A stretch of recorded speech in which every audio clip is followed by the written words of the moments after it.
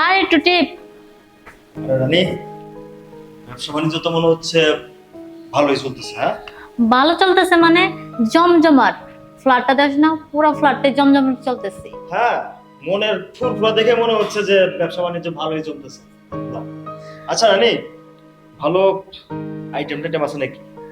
ভালো আইটেম আছে মানে নিউ কালেকশন, নতুন মাল, একদম চকচকা, কেউ ছুঁয়েও দেয় নাই, পুরা ভার্জিন। আরে নানি, আগে তো ভার্জিন একটা মেয়ে আসলে আমারে কল করতাম, আর এখন এত সুন্দর সুন্দর আইটেম আইছে আমারে জানানোর ব্যাপার।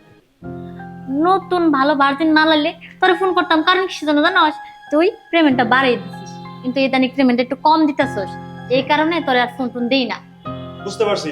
আচ্ছা, রেট কত? একদম পুরো 5,000 টাকা। আহারে, এই জুয়েল কত মাল এনে এখানে ফুর্তি করছে 2,000 টাকা দিয়ে, আর এখানে 5,000 টাকা 3,000 টাকা বাইরে গেছে। ওই যে আগে যেগুলোর কাছে গেছিলি সেগুলোর কাছে যা, 2,000 লাগবে না, 1500 হইলেই কাম হইব। ও আচ্ছা, বুঝছি। যেহেতু ভার্জিন তাহলে তো পেমেন্ট একটু বেশি দিয়ে যাওয়াই যায়। আচ্ছা, কই কোথায় আছে? কিরে, তোর কি চোখে পড়ে না? এটা কি তোর চোখে পড়তেছে না?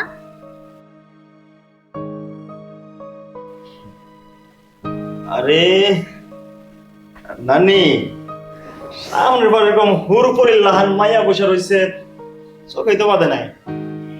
নানি জায়গা চলবো? আর চলবো না মানে খাপের খাপ জায়গা নিয়ে। আমি জানতাম যেটা পছন্দ হইব, কারণ নিউ কালেকশন পছন্দ না হয়ে যাইব কই। এই যা, বেটে চলে যা। পছন্দ না হওয়ার কোনো উপায় আছে? আচ্ছা, নানি কথা বলে লাভ নাই, নিয়ে যাই। কিরে যা। যাক, ব্যবসাটা মোটামুটি ভালোই চলতেছে। যাক, এভাবে যদি ব্যবসা আমার চলে, আমি তো পুরো লালে লাল হয়ে যাই। মুখে দেখে খুব হাসি ফুটছে। আরে হাসি থাকবো না, মাল তো আজকে একটাও নাই, সবগুলোই বুকিং। কস কি সবগুলো বুকিং, তাহলে আমার উপায় কি? সেটা তো জানি না, ওয়েট কর।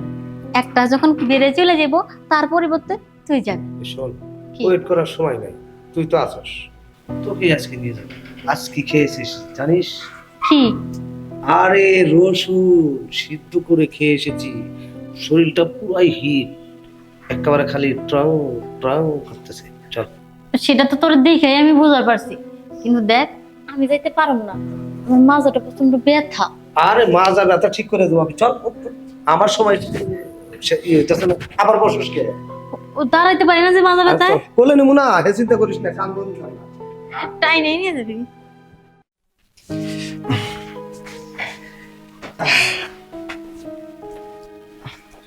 বল। কি বলবো, তোর দেখেই তো আমার আর সহ্য হচ্ছে না। আমার মনের যত ভালোবাসা আছে না, সব মনে হচ্ছে তোর এই বুকের মধ্যে উজাড় করে ঢেলে দিই। তাই নাকি রে? জানিস, আমার জীবনের প্রথম পুরুষ তুই। আর তোর ভালোবাসা যদি আমি প্রথম পাই না, সারা জীবন মনে রাখবো রে। তাই নাকি? হ্যাঁ। আচ্ছা চল, সময় নষ্ট করে লাভ নেই। আমার না সহ্য হচ্ছে না। তোর মতো এরকম সুন্দরী মায়া যদি পাইতাম আগে থেকে, তাহলে কি আমি আর এই কথা বলিস না রে, আমি অনেক কষ্টে লাইনে আইছি। আমার দুঃখের কষ্ট যদি তুই শুনিস না, সারাদিন সারা রাত পার হয়ে যাবে, তা আমার দুঃখের কথা শেষ হবে না রে। Move move.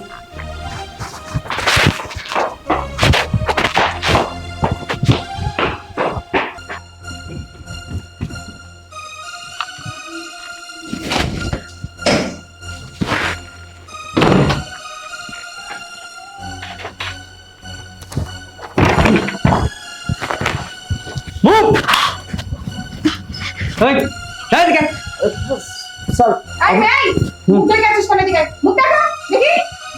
তুই তো চারা দেখা দেখা বলছি।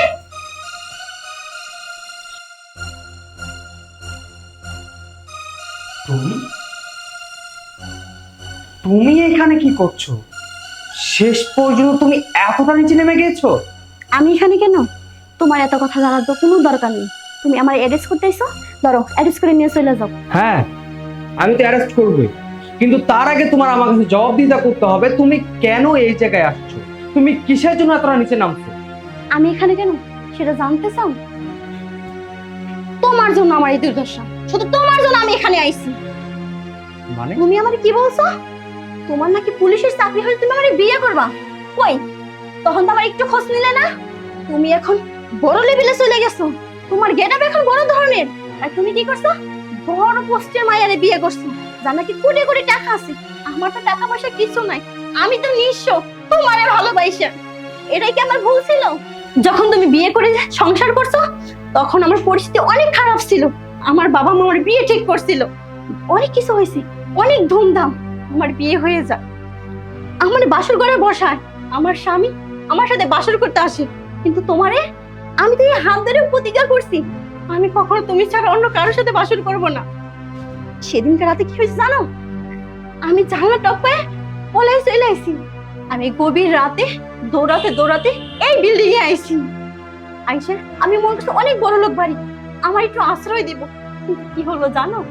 এসে দেখলাম এটা কোনো বড় লোক বাড়ি না, এটা একটা পতিতালয়। আর এসে আমি সেই পতিতালয়ে আটকে পড়ে গেছি। এখন এই ছাড়া আমার আর কোনো পথ ছিল না। আর তুমি যা দেখছো সেটা সম্পূর্ণ ভুল। আমি এখনো ভার্জিন আছি, কোনো কিচ্ছু করি নাই। ব্যাস, সবকিছু তো শুনলি। এখন আমি অপরাধী, অ্যারেস্ট করো আমাকে, করো। Miss Sadia, arresting. দাঁড়ান অফিসার। হোয়াট? হ্যাঁ, আপনাদের কথা শুনে এতক্ষণ আমি বুঝতে পেরেছি এই মেয়েটা অন্ধকারের মধ্যে ডুবেছে, আর আমি এই অন্ধকারে বাতি চালাইতে চাই। আমি এই মেয়েকে বিয়ে করতে চাই, আপনারা যদি সহযোগিতা করেন। বাহ, এ তো ভালো কথা। যাক, আপনি যদি সত্যি ওকে বিয়ে করতে চান তাহলে সেটা মহৎ কাজ হবে। আর আপনাদের মধ্যে কিছু ভালো লোক আছে বলে এই পৃথিবীতে এখনো টিকে আছে, আর নাহলে এই পৃথিবীটা অনেক আগে ধ্বংস হয়ে যেত। আমার ভালোবাসার মানুষটাকে যদি আমি আপনার মতো মানুষের হাতে তুলে দিতে পারি, আমার নিজের কাছে কমফোর্ট মনে হবে। যাক, আপনি যেহেতু বিয়ে করতেই চাচ্ছেন, তাহলে মিসেস সাদিয়া চলুন আমরা কোর্টে গিয়ে আজই ওদের বিয়ের ব্যবস্থা করি। জি স্যার। চলুন। চলুন।